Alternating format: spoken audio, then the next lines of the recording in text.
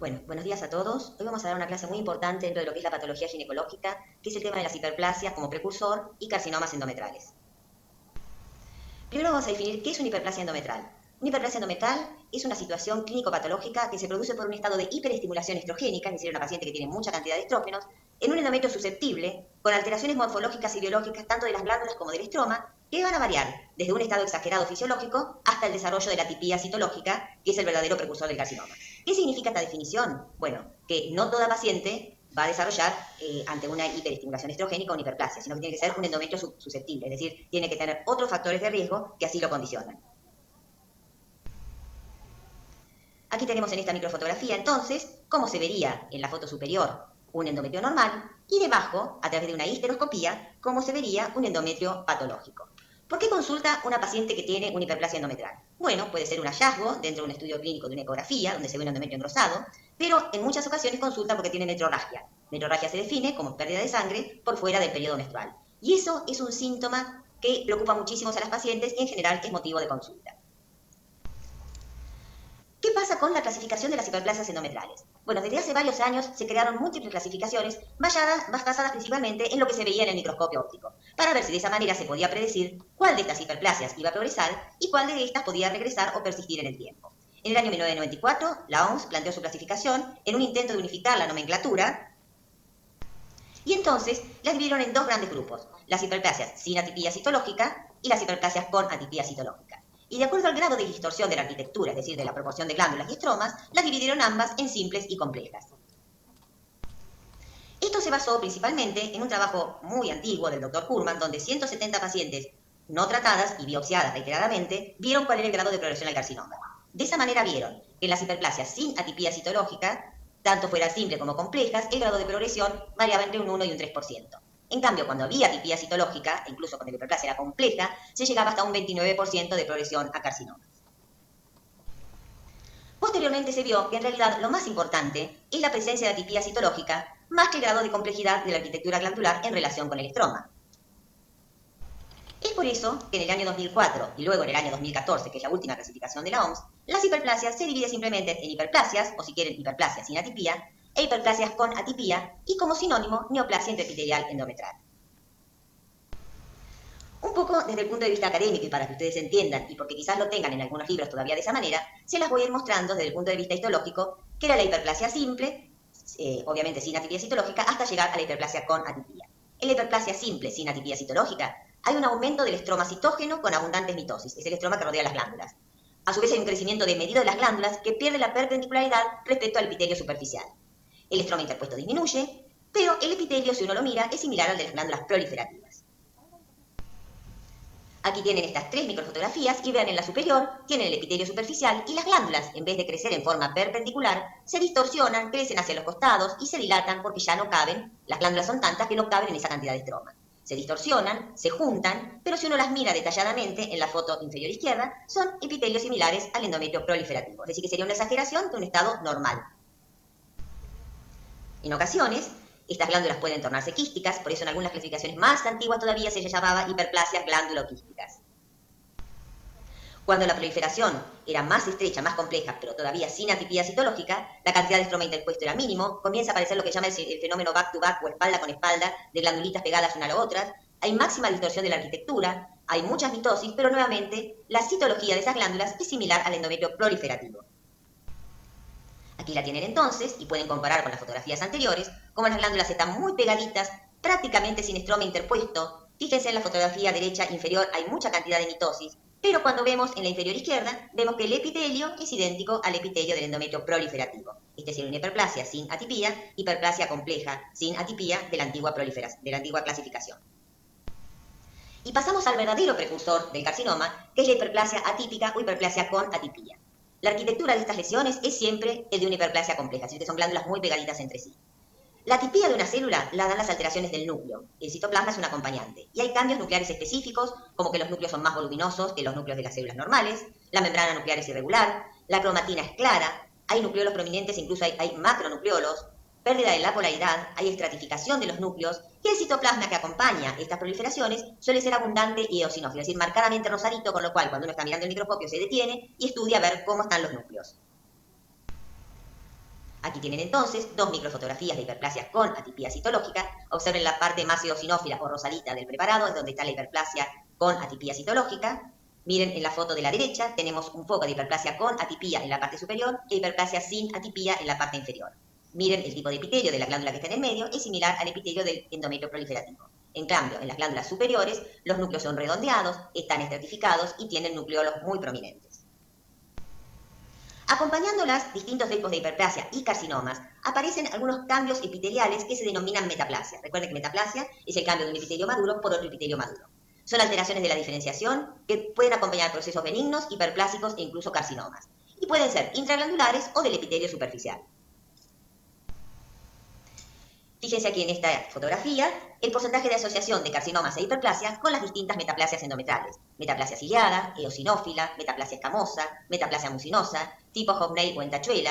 Y cuando ven acá las fotografías en la superior, esa es una metaplasia de células claras o tipo Hoffney. Y en la inferior tenemos una metaplasia escamosa. Miren como en el centro de la glándula hay una mórula escamosa. Estos son fenómenos, cambios epiteliales que muchas veces acompañan al hiperestrogenismo, que en pequeñas biopsias son signo de alarma, indicarían que hay que hacer un raspado completo de la cavidad endometrial para descartar que no haya hiperplasias o carcinomas, y muchas veces causan problemas en la interpretación de los diagnósticos finales.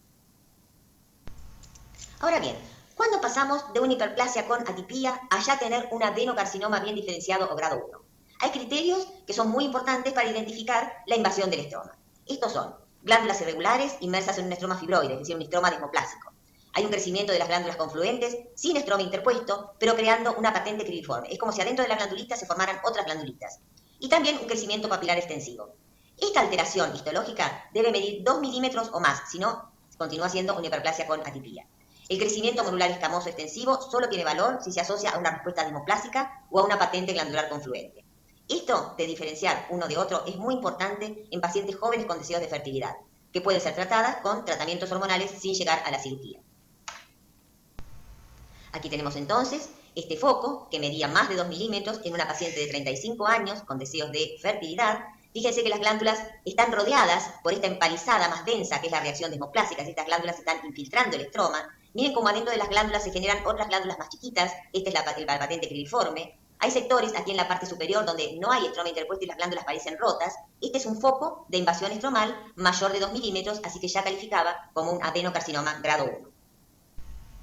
Hay también criterios menores, como que haya marcada atipía nuclear, numerosas mitosis, estratificación marcada de los núcleos en las luces glandulares y también presencia de polinucleares y células necróticas dentro de las luces glandulares. Ahora, se ha visto que ante una hiperplasia típica, si uno tiene un raspado donde no se observa invasión estromal, siempre existe el riesgo de que en la esterectomía exista un adenocarcinoma no detectado con el raspado, y esto se da hasta en un 17% de los casos. Cuando hay invasión del estroma, es decir, como la fotografía que veíamos con ese foco mayor de 2 milímetros, hay hasta un 50% de carcinomas en la esterectomía. Por lo tanto, esto de evaluar la invasión en los raspados endometrales se considera un criterio semi-cuantitativo y objetivo, que delimita lesiones biológicamente significativas y con mayor riesgo de metástasis. Actualmente, las pacientes jóvenes con deseo de fertilidad son tratadas con altas dosis de progestágenos durante un tiempo a determinar por el médico tratante. Se ve que si hay reversión de estos cuadros y en muchas ocasiones se logran embarazos. Así que es muy importante el diagnóstico de hiperplasia atípica y adenocarcinoma grado 1, que es hasta donde llega el tratamiento conservador de estas pacientes. Y fíjense, aquí tenemos algunas de nuestras pacientes tratadas con altas dosis de progestágenos, con modificaciones por tratamientos. Si miran la fotografía de la izquierda, queda un pequeño sector de glándulas con formación de cribas en la parte superior y el resto de la mucosa endometral está respondiendo. Y lo mismo vemos en la foto de la derecha, hay un pequeño sector de glándulas arracimadas, el resto del endometrio está respondiendo. Estas pacientes, que pertenecen al servicio de ginecología y son diagnosticadas por el servicio de patología, han logrado embarazos. Así que esto, por supuesto, tiene que ser en centros que tengan estrecho seguimiento de las pacientes, porque ustedes están dejando una lesión preneoplásica con un riesgo importante de progresión a carcinoma en vías de lograr un embarazo. Así que, bueno, tenemos éxitos, pero también tenemos algunos fracasos en estos casos. Pasamos entonces al carcinoma de endometrio. Veamos algunas generalidades. Es la cuarta causa de cánceres en mujeres en países desarrollados y la quinta en el mundo. Luego, por supuesto, del cáncer de mama, del cáncer de colon, del cáncer de pulmón y del cáncer de cuello. Se calcula que 2 a 3% de las mujeres van a desarrollar un cáncer de endometrio a una edad promedio de 60 años. Y la incidencia del cáncer de endometrio depende con la edad, aumenta con la edad. Alrededor de los 40 años hay 12 por 100.000 mujeres que tendrán cáncer de endometrio. Y fíjense cómo aumenta a 84 por 100.000 mujeres a los 60 años. La mayoría, 75%, se dan en pacientes posmenopáusicas y un 25% en pacientes premenopáusicas. Solo 5% se dan en pacientes menores de 40 años y son aquellas pacientes que muchas veces están siendo estudiadas por esterilidad y que son anovuladoras crónicas y que suelen tener un hiperestrogenismo. Se espera en los últimos años un aumento en la incidencia y la mortalidad por este tipo de carcinomas. ¿Cuáles son los factores de riesgo para desarrollar un carcinoma de endometrio? Bueno, tener antecedentes de hiperplasia con atipía, que es lo que vimos anteriormente, pacientes con anovulación prolongada, que son pacientes con síndrome del ovario poliquístico o falla ovárica precoz, tumores ováricos funcionantes, menarca temprana y menopausia tardía, que nos hablarían de un estado hormonal alterado, pacientes con obesidad por conversión periférica de los estrógenos, terapias de reemplazo hormonal. El tamoxifeno, que es una droga empleada para el cáncer de mama, aumenta la cantidad de carcinomas de endometrio hasta en un 7,5. Antecedentes familiares de cáncer de endometrio que están relacionados con el síndrome de Lynch, que vamos a ver un poquito después cuando veamos la parte molecular del carcinoma de endometrio, y otros como diabetes, hipertensión arterial, la raza y el nivel socioeconómico. Dentro del carcinoma de endometrio tenemos dos grandes categorías que se basan en los hallazgos clínico-patológicos y en los hallazgos moleculares, que divide a todos los carcinomas de endometrio en los carcinomas de tipo 1 y los carcinomas de tipo 2. Los carcinomas de tipo 1 se dan en pacientes más jóvenes, pre- y perimenopáusicas, tienen antecedentes de estímulo estrogénico sin oposición de progesterona, muchos se desarrollan en un campo o un cuadro de hiperplasia, son tumores que tienen un bajo grado histológico, infiltran poco el miometrio, la mitad interna, el tipo histológico predominante es el endometroide, suelen ser receptores de estrógeno y progesterona positivos entre un 70 y 80%, y por todos estos elementos tienen un pronóstico favorable. En cambio, los carcinomas de tipo 2 se dan en pacientes posmenopáusicas por encima de los 70 años, se dan en un endometrio atrófico, sin antecedente de hiperestrogenismo, tienen un alto grado histológico, infiltran profundamente el miometrio llegando a mitad externa e incluso a serosa, se los denomina de tipo no endometroide, rara vez tienen receptores hormonales positivos y por todos estos elementos tienen un pronóstico desfavorable. Y fíjense que esta clasificación, que la hizo Bockham en el año 1983 basado en hallazgos clínico-patológicos, se comprobó después a través de hallazgos moleculares. ¿Qué dicen los hallazgos moleculares? Que a partir de un epitelio normal, yo puedo comenzar a tener alteración de genes. Uno de los genes que primero se altera es el gen PTEN, que se denomina así porque está en el cromosoma 10. La paciente desarrolla una hiperplasia simple, luego una hiperplasia compleja sin atipía citológica. Se le van sumando otras alteraciones moleculares como la inestabilidad microsatelital, la mutación del gen KRAS y entonces la paciente desarrolla atipía citológica y progresa, como ya dijimos hasta casi en un 30% de los casos, a carcinomas endometroides. Estos serían los carcinomas de tipo 1. En cambio, los carcinomas de tipo 2 se desarrollan endometrio atrófico. Hay una rápida mutación de la proteína P53 por pérdida de heterocigosidad, eso lo vamos a ver después. Desarrolla lo que se llama el carcinoma in situ endometral y de ahí al exponente de los carcinomas de tipo 2, que serían los carcinomas serosos. Y se ha visto que acompañando la clasificación clínico-patológica de Bockham, estos carcinomas endometroides de tipo 1 y de tipo 2 tienen distintas alteraciones genéticas. En los carcinomas de tipo 1 es muy frecuente la inestabilidad microsatelital, la mutación del gen PTEN, mutación de KRAS, de PIK3K y la de la beta-catenina. En cambio, en los no endometroides hay pérdida de heterocigosidad, mutación de P53, de E-caderina, de HER2-Neus y de STK15. Como ven, estos dos tipos de carcinomas de endometrio existen. En la práctica, la realidad es que muchas veces se superponen y coexisten en una misma paciente carcinomas de tipo 1 con carcinomas de tipo 2. Y esta es la clasificación última de los tumores epiteliales y los precursores del carcinoma de endometrio. Como vemos arriba, tenemos la hiperplasia sin atipía y la hiperplasia típica barra, porque es sinónimo, neoplasia intraepitelial endometral. Y luego tenemos el gran grupo de los carcinomas, donde el más frecuente es el endometroide. Luego tenemos otros menos frecuentes como el mucinoso. El carcinoma sedoso intraepitelial endometral, que a pesar de que es intraepitelial, fíjense, los ponen con los carcinomas invasores. Y es el precursor del carcinoma seroso. ¿Por qué hacen esto? ¿Por qué ponen una lesión in situ dentro de los invasores? Porque ambos tienen pésimo pronóstico. Luego tenemos el carcinoma de células claras y tumores mucho menos frecuentes como los neuroendocrinos, los adenocarcinomas mixtos, carcinomas indiferenciados y D-diferenciados. Vamos a ver los más frecuentes, no es que tienen que saber todos los de esta clasificación. ¿Cómo son macroscópicamente los carcinomas de endometrio? Fíjense, aquí tenemos un útero cortado por la mitad, la cavidad endometrial está prácticamente ocupada en su totalidad por esta masa neoplásica que infiltra el miometrio, que tiene esta coloración pardo clara con áreas hemorrágicas. Puede ser focal o puede ser difuso. En este caso, fíjense, se ve bien exofítica, polipoide. El tamaño es muy variable, entre 2 y 15 centímetros. Es frecuente que tengan necrosis, sobre todo los menos diferenciados. Y si bien la mayoría, por suerte, se encuentran en el estadio 1, es decir, solamente en el cuerpo uterino, hay ocasiones que pueden comprometer el cuello y pueden comprometer también los anexos, es decir, trompa y ovario. Aquí tenemos otras fotos macroscópicas, miren este crecimiento polipoide, con muy poquita infiltración del miometrio. Este sería un carcinoma, al menos macroscópicamente, de buen pronóstico. Miren este otro, cómo se ve en la fotografía inferior, a través de la flecha roja, cómo está infiltrando el miometrio hasta mitad interna y ya llegando a mitad externa. Miren este otro que es una gran masa necrótica y hemorrágica. Y si miran detalladamente, el cuello de esta paciente es de coloración azulado. ¿Por qué? Porque a esta paciente se le realizó en forma intraquirúrgica el ganglio centinela. Para detectar el ganglio centinela en carcinoma de endometrio hay que inyectar tintura azul en los 4 cuadrantes del cuello uterino. Y el primer ganglio de la cadena pelviana o lumboaórtica que se pinta de azul, se sabe que es el ganglio centinela. Entonces, veamos qué pasa con los carcinomas de tipo 1. Como dijimos antes, estos carcinomas son los que se relacionan con el hiperestrogenismo, que puede darse por tratamientos hormonales de reemplazo, por obesidad, por tumores ováricos, por poliquistosis ovárica. ¿Y qué hacen los estrógenos? Los estrógenos aumentan la tasa de mutagénesis porque aumentan la actividad proliferativa en general. El endometrio prolifera tanto que hay células que sobreviven a la vigilancia inmunológica, acumulan daño genético y terminan desarrollando carcinomas. Y pusimos acá el tamoxifeno porque, si bien no es un estrógeno, si bien es un antiestrógeno, llamativamente, a nivel del tracto genital femenino, tiene un efecto estrogénico directo, produciendo pólipos, hiperplasias y carcinomas, es decir, un efecto similar a los estrógenos. Aquí tienen la microfotografía, los núcleos teñidos de marrón, con una técnica de inmunomarcación para receptores de estrógeno. Vamos entonces al carcinoma más frecuente de los carcinomas endometrales, esto parece un trabalengua, pero es el carcinoma endometroide, que tiene variantes frecuentes e infrecuentes. Obviamente las infrecuentes, olvídensela, eso es para especialistas, pero dentro de las variantes frecuentes tenemos el clásico, que es el más habitual, donde se remeda al endometrio que le dio origen, el vello glandular, con diferenciación escamosa y tipo hiperplasia microglandular. ¿Qué es lo importante? Que los carcinomas endometroides se gradúan en G1, G2 y G3 de acuerdo a la capacidad de formar glándulas. En el G1, 95% de la proliferación son glándulas.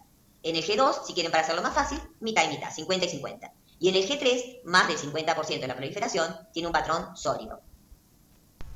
Aquí tienen entonces un carcinoma endometroide bien diferenciado, con las glándulas que remedan al endometrio que le dio origen, muy pegaditas entre sí. Esta es una técnica de PAS. Más del 95% de la proliferación constituye glándulas. Los bordes son lisos, eso me dice que es un carcinoma endometroide. Acá tenemos un semidiferenciado, 50% sólido, 50% glándulas. Y aquí tenemos un poco diferenciado, donde más del 50% de la proliferación está constituido por nidos sólidos de células neoplásicas. Y dijimos que tenemos variantes, que son los que tienen diferenciación escamosa, que en los libros antiguos los pueden encontrar como adenoacantoma o adenoescamoso. Adenoacantoma era cuando el componente escamoso era inocente o benigno, y adenoescamoso cuando el componente escamoso era maligno. Ahora cambiaron de nombre y se llaman carcinomas endometroides con diferenciación escamosa. Esta es la variante vello-glandular del carcinoma endometroide, que está constituida por estas estructuras papilares, tapizadas por células neoplásicas, pero los bordes de las papilas son lisos. Y eso es muy importante porque es un elemento diferencial con el carcinoma seroso, donde vamos a ver después que los bordes son festoneados. Recuerden, llévense en la cabecita, es los bordes de las glándulas y de las papilas que son lisitos.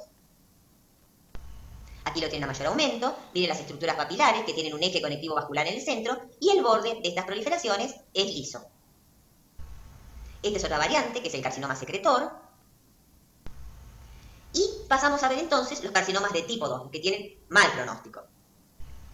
En los carcinomas de tipo 2, como dijimos antes, lo que sucede es una pérdida de la heterocigosidad, cuyo sinónimo es pérdida de alelos o de lesión de alelos. ¿Y cuál es el gen más involucrado en la carcinogénesis de tipo 2? El gen P53, que recuerden que es la famosa guardiana del genoma, o el guardián del genoma. En condiciones normales, ante un daño celular, la proteína P53 frena el ciclo celular y promueve la apoptosis, llevando a esa célula a su destrucción. Cuando la proteína P53 está mutada o inactivada, se produce inestabilidad genética y se inhibe la apoptosis, es decir, que esa célula defectuosa sigue progresando. Hay pérdida de heterocigosidad y hay aneuploidía. ¿Cuál es el representante de los carcinomas de tipo 2? El carcinoma seroso endometral, que es del 2 al 8% de los carcinomas endometrales, se da a una edad promedio de 70 años, como dijimos antes, poco relacionado a estrógenos.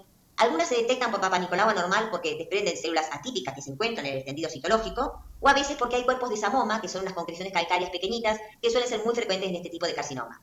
Muchas de estas pacientes tienen antecedentes de radiación pelviana por otros tumores, por ejemplo, por un cáncer de cuello. Suelen tener estadio avanzado al momento de la consulta, hasta un 50% de los ganglios pelvianos pueden estar involucrados, y hasta un 75% de los lavados peritoneales pueden tener células neoplásicas. Este tumor se presenta con elevación del CA125 y de la alfa-fetoproteína y tiene una muy pobre sobrevida a los 5 años, alrededor del 27%, y a los 10 años alrededor del 14%. En nuestras casuísticas de nuestro servicio, la mayor parte de los carcinomas serosos han vivido alrededor de 2 o 3 años, no más.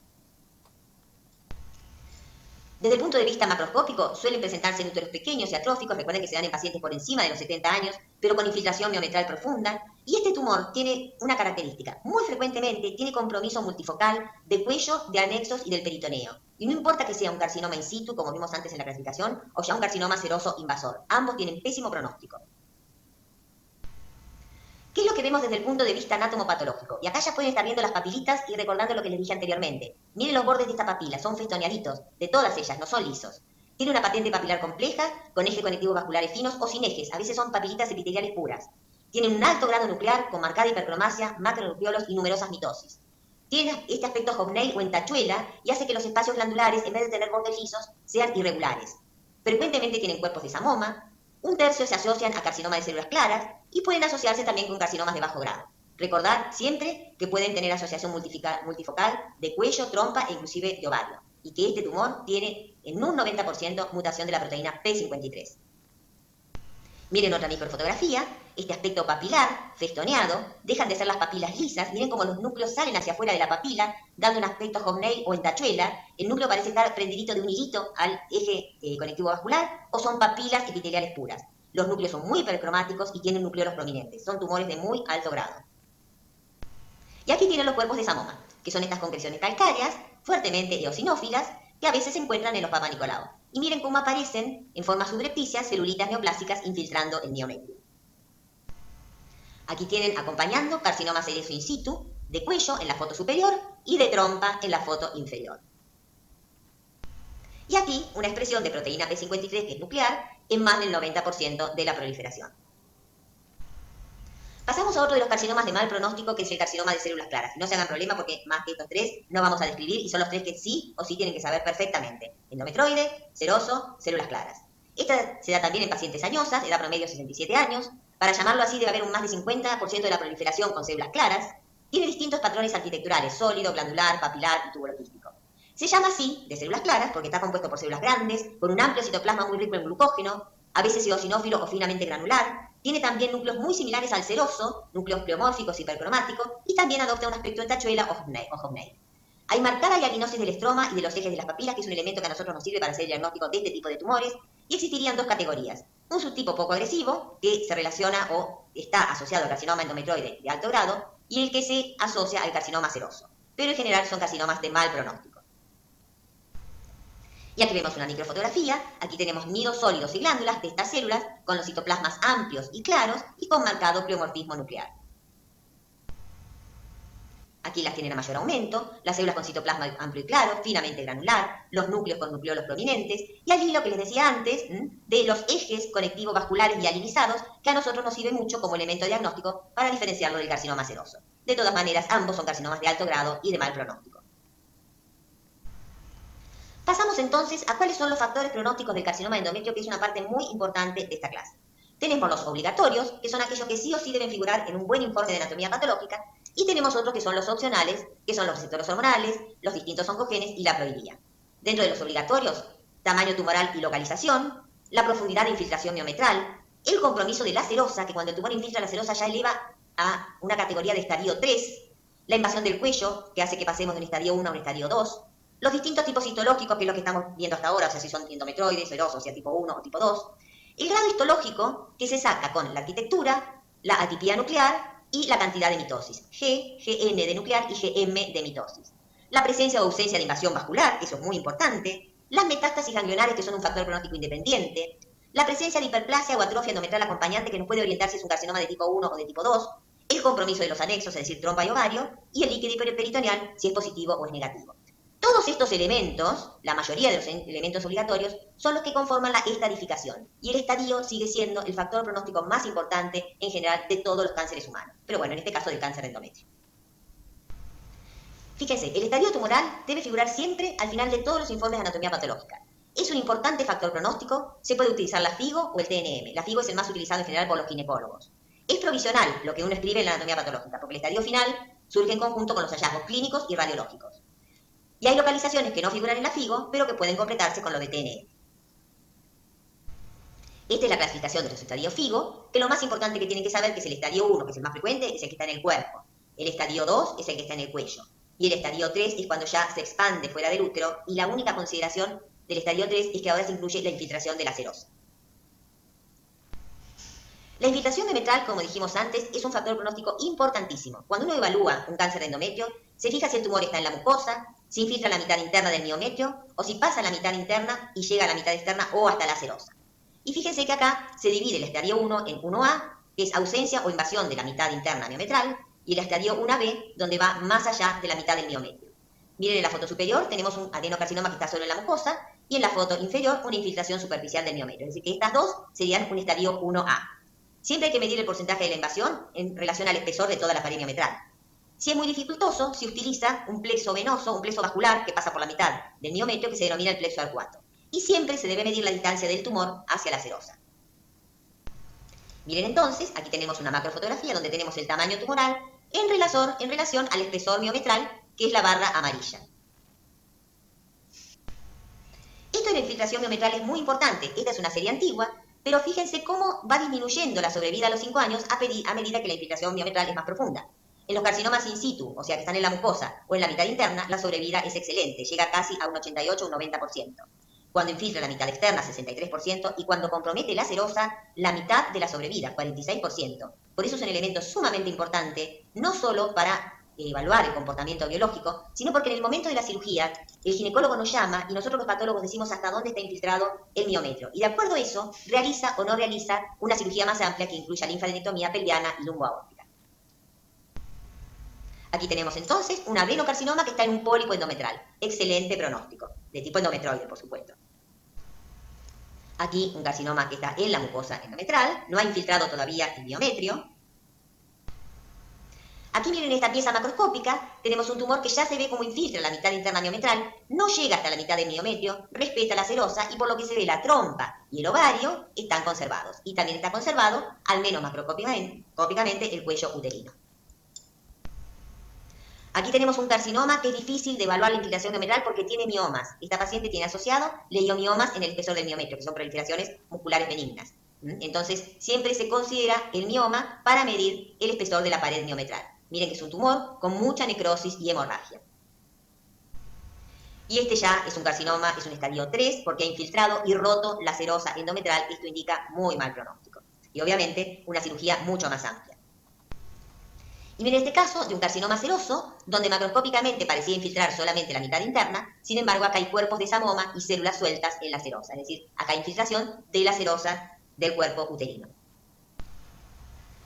La infiltración miometral correlaciona con el grado histológico. Aquí tenemos dos grandoseries donde se ve que a medida que aumenta el grado histológico, aumenta la profundidad de infiltración miometral. Recuerden que el grado histológico es la unión en general de la arquitectura con la tipía nuclear con la cantidad de mitosis. Y así es como se saca el grado histológico. Tengo el grado 1, recuerden que era menos del 5% del tumor sólido, con núcleos con una citología obviamente bastante inocente. El grado 2, tengo más del 50% del tumor, hasta el 50% del tumor con masa sólida, o sea, mitad-mitad, y los núcleos tienen características intermedias entre los inocentes del grado 1 y los marcadamente atípicos del grado 3. Y en el grado 3 son tumores que están compuestos en más del 50% por masas sólidas y los núcleos son pleomórficos, marcadamente agrandados y como con cromatina gruesa. Con esto se crea un score. Fíjense ustedes cómo hacemos. En este caso tenemos un grado 1, pero hay marcada atipía nuclear, así que termina siendo un grado 2. Entonces, una vez que tenemos el grado establecido, vemos cómo correlaciona con el estadio FIGO. En el grado 1, la sobrevida a 5 años es del 92%. En cambio, en el grado 3 cae al 75%. Por eso es que es tan importante cuando uno tiene una biopsia de endometrio o una pieza de histerectomía, evaluar el grado histológico, que es uno de los factores pronósticos, como mencionamos anteriormente.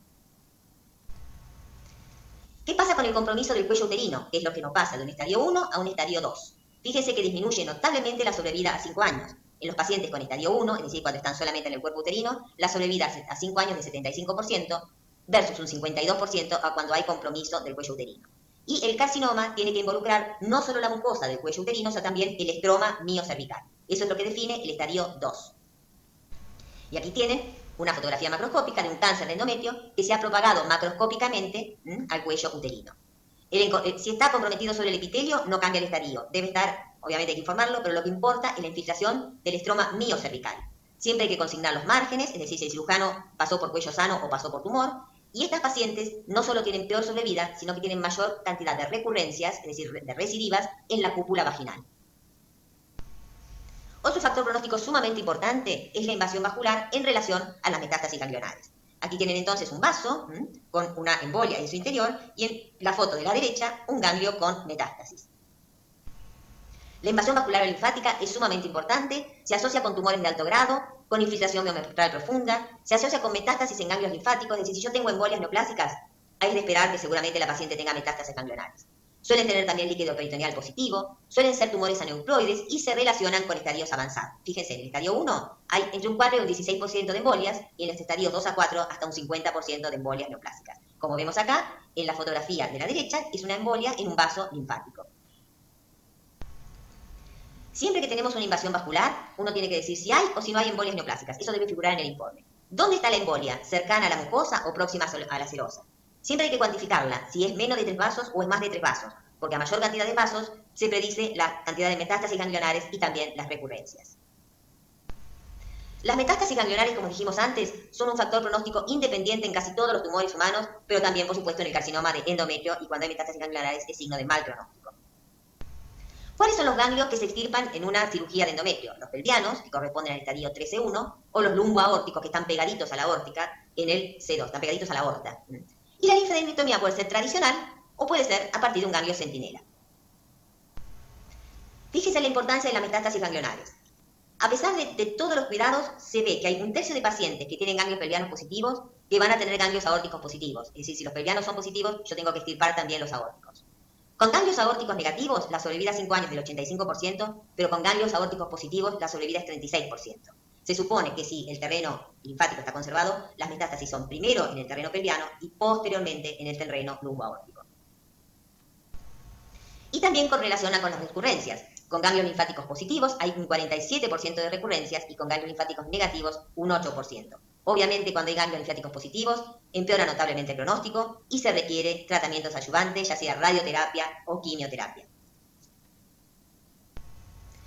El lavado peritoneal. ¿Qué es el lavado peritoneal? Cuando el cirujano abre la cavidad abdominal, antes de extirpar ningún órgano, tiene que, si encuentra líquido, obviamente recogerlo, y si no, tiene que poner un poco de solución fisiológica en la paciente y recogerlo. Eso se llama el lavado peritoneal. Y se hace para detectar presencia de células neoplásicas que hayan escapado de la masa neoplásica.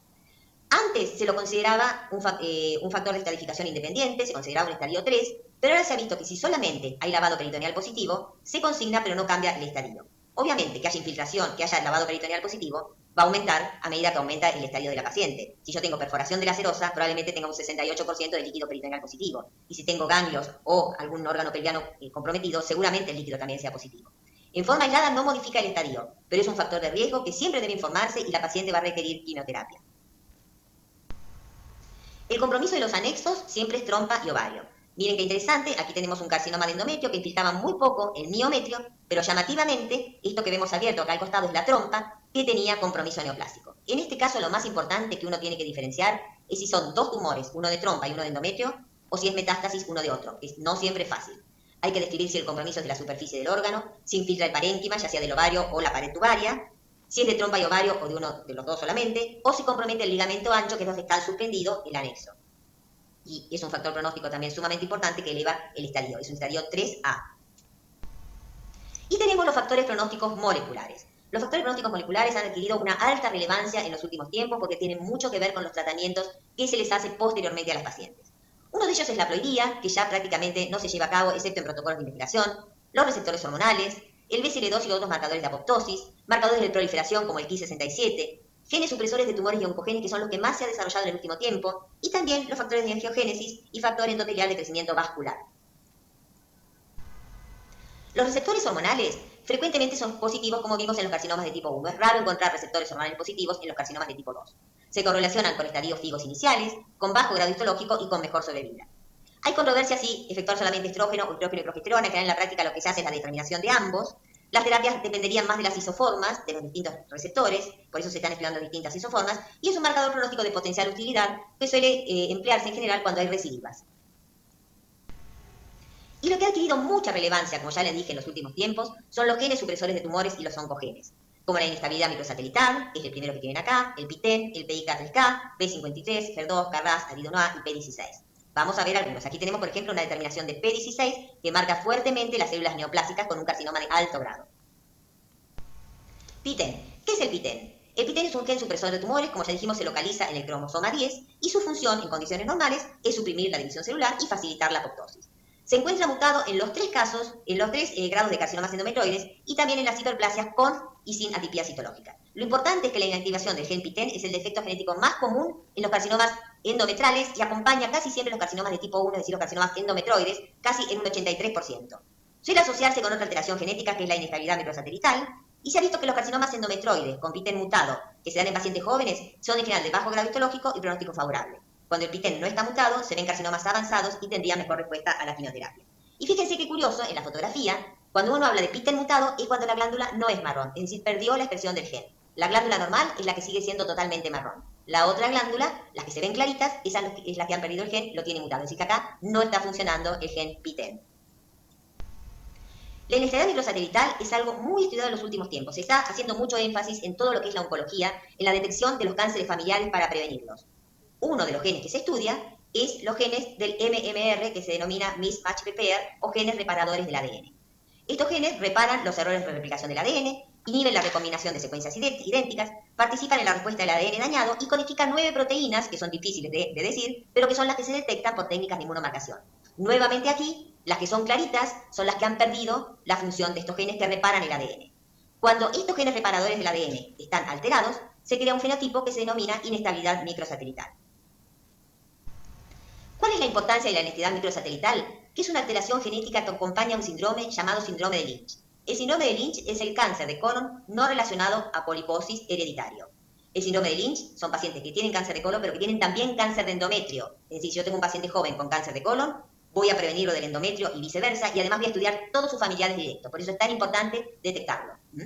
Esta inactivación del MMR puede ser por mutación o silenciamiento, por hipermetilación de uno de los genes. Se ve que hay un 75% de pacientes con síndrome de Lynch que tienen alteración de los genes MLH1 y MSH2.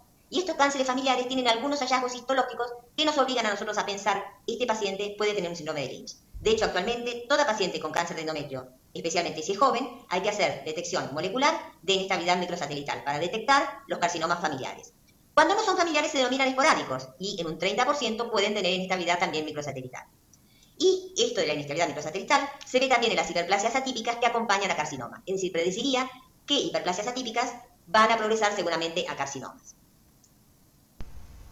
Como dijimos antes, dentro de la carcinogénesis de tipo 2, sumamente importante la mutación del gen P53, que como dijimos antes es un gen supresor de tumores, que está mutado en el 50% de las neoplasias humanas y siempre es un factor de mal pronóstico. Juega un rol central en la carcinogénesis estrógeno independiente, es decir, en los carcinomas de tipo 2. En los carcinomas de tipo 2 está mutado hasta en un 90% de los casos. También es muy útil cuando uno tiene problemas para distinguir morfológicamente con hematoxilina eosina tipo 1 y tipo 2, porque le hago una técnica de inmunomarcación con P53 y me marca, obviamente, si es positivo. También puede verse en los carcinomas endometroides G3. Pero P53 positivo, y esa es la parte de las letras amarillitas importante, indica alto grado, pobre sobrevida y mal pronóstico en carcinomas de endometrio. Y aquí la vemos entonces, un poco fotografías que ya vimos, en lesiones in situ y en lesiones invasoras, fuertemente positiva y nuclear. Y fíjense qué interesante, aquí tenemos con hematoxilina eosina una paciente que tenía los dos tipos de tumores, el tipo 1 y el tipo 2. Miren, como P53 me marca los carcinomas de tipo 2 en la parte superior de la fotografía y es negativa en los carcinomas de tipo 1 que está en la parte inferior. Es decir, esta es una paciente que tenía una mezcla de carcinoma seroso y carcinoma endometroide. Obviamente lo que comanda el pronóstico y el tratamiento de la paciente es el carcinoma seroso. Bueno, como conclusiones, los factores pronósticos tradicionales, que son los que mencionamos al principio, como FIGO, compromiso ganglionar, siguen siendo los más importantes. Pero ¿por qué estamos estudiando los biomarcadores? Porque es fundamental el rol del patólogo en identificar y en ir a buscar estas alteraciones moleculares. ¿Por qué? Porque cada vez se está estudiando más los blancos terapéuticos, es decir, lo que llamaría el tratamiento a medida. Cada paciente recibe la quimioterapia que se sabe que le va a hacer efecto.